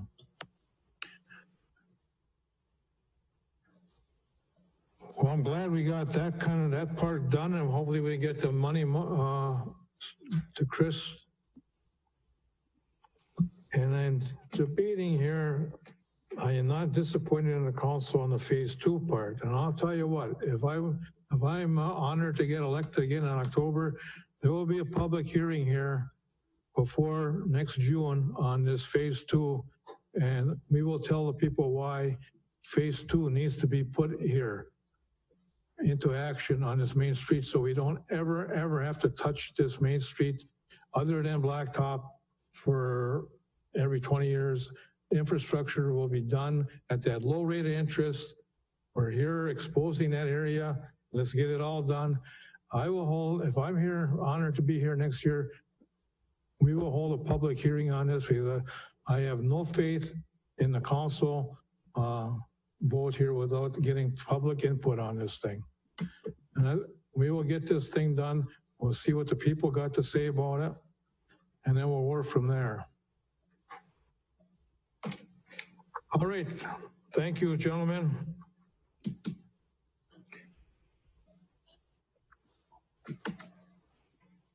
AT&T contract. Back to Brian.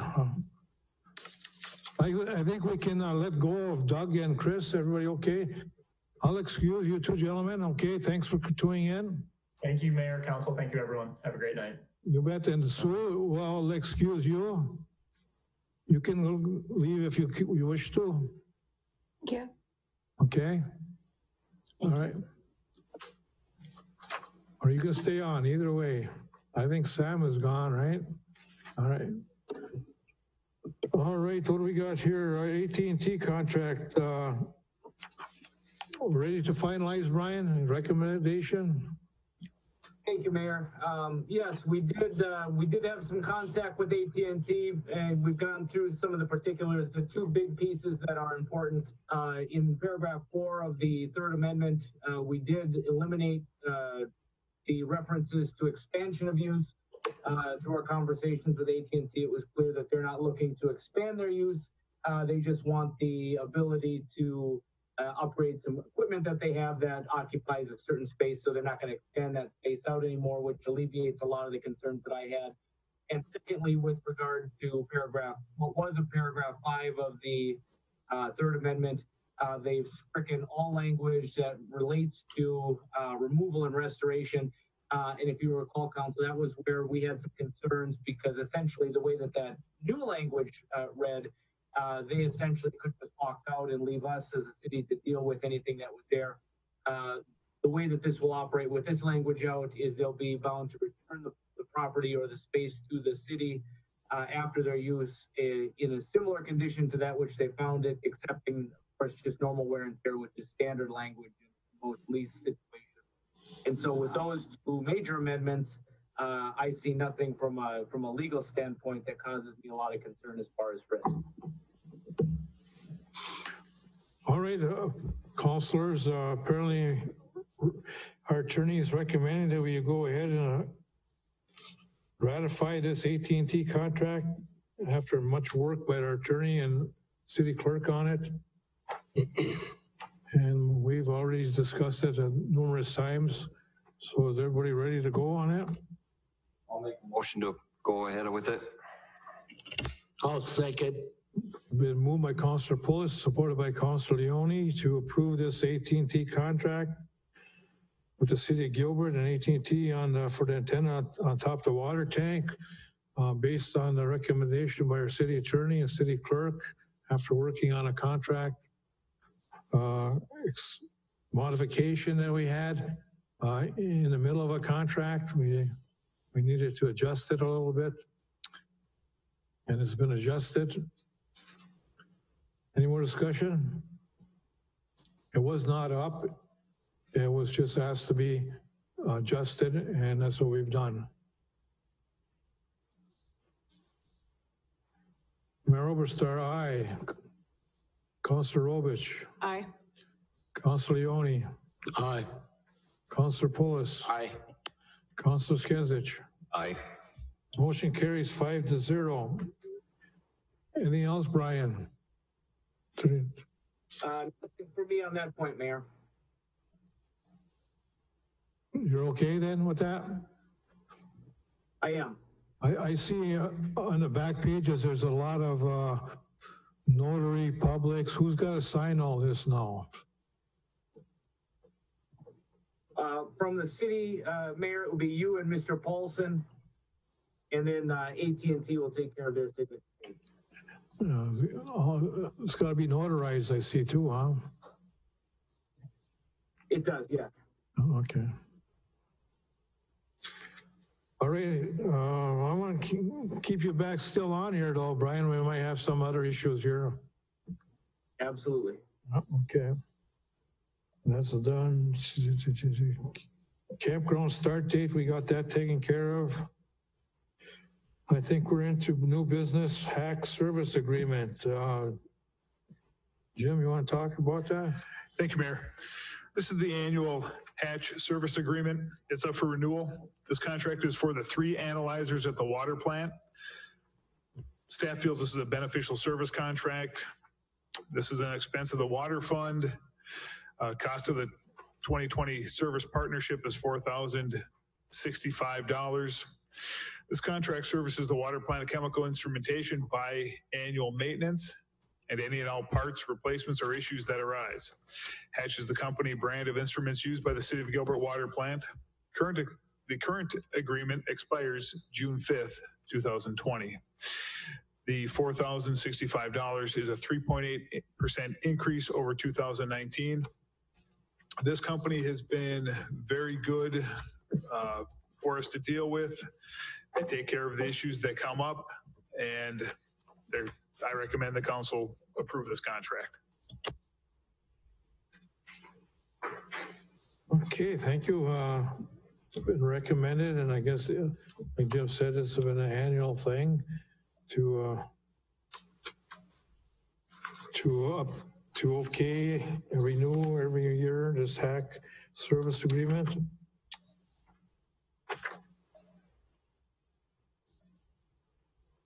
I'm trying to look at the page with some numbers of money. What's some dollar amount again?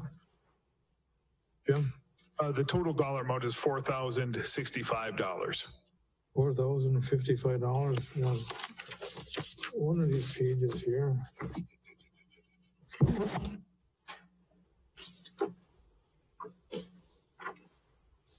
Yeah, I got it here. $65. 4,065. All right. What's the council wish to do? I recommend we got going on for years, and they've been done a good job for Gilbert. Continue on with them.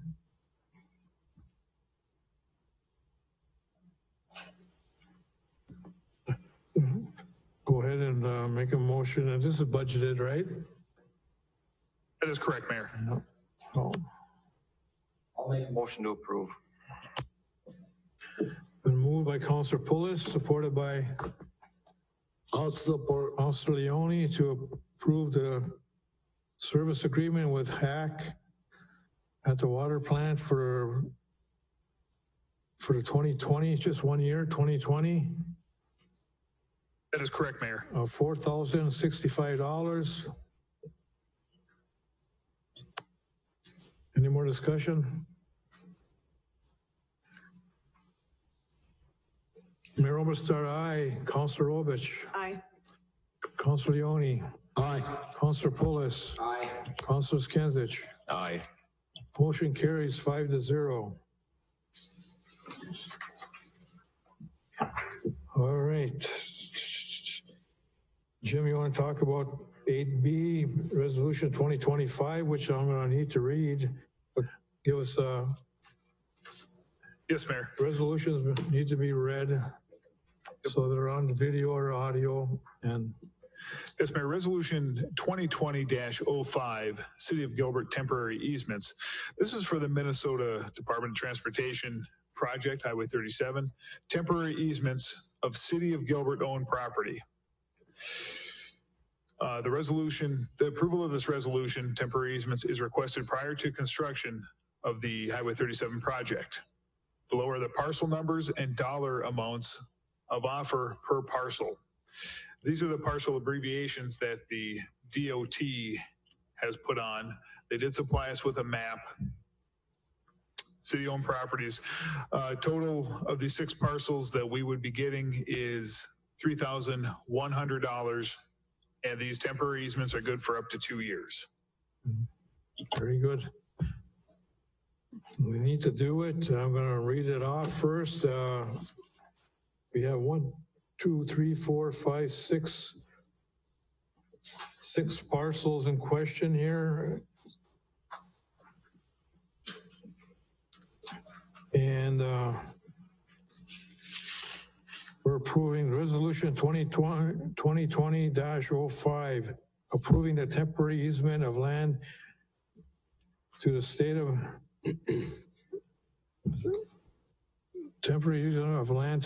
Minnesota for the right-of-way on Highway Trunk number 37.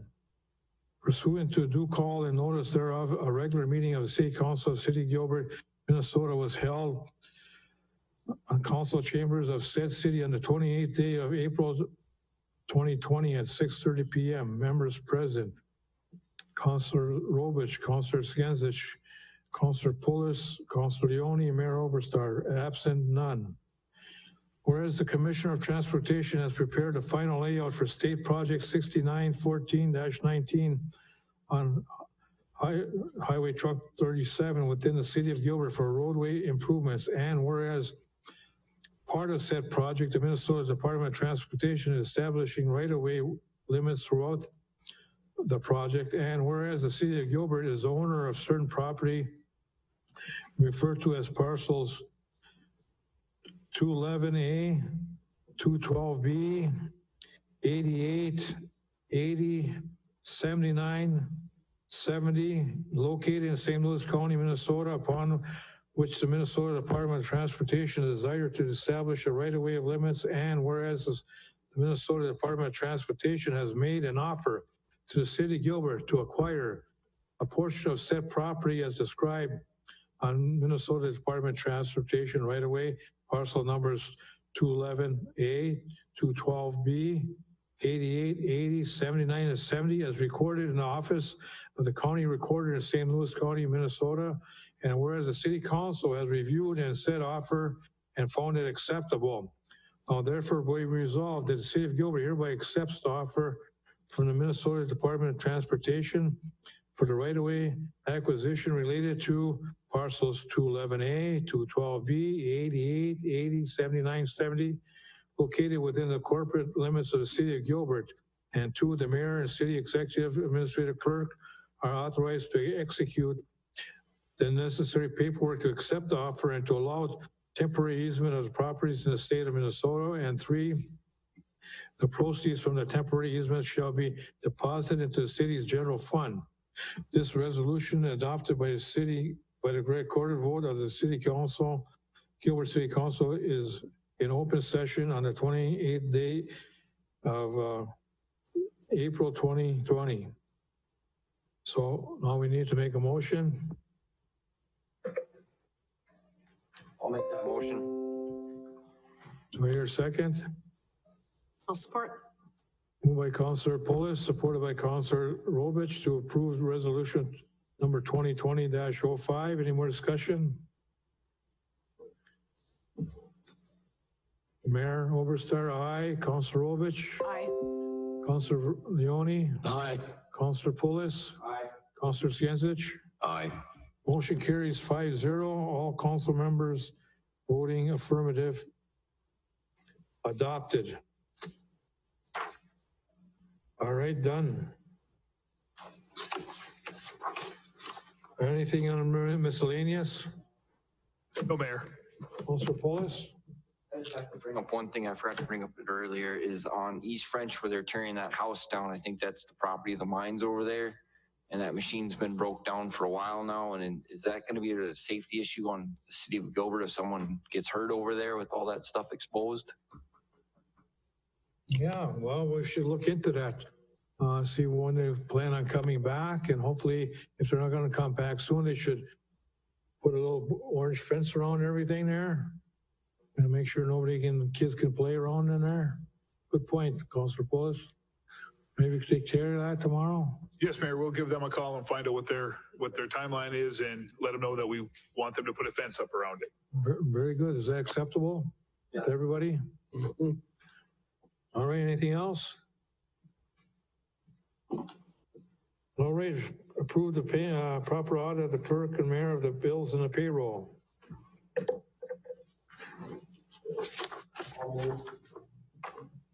I'll second.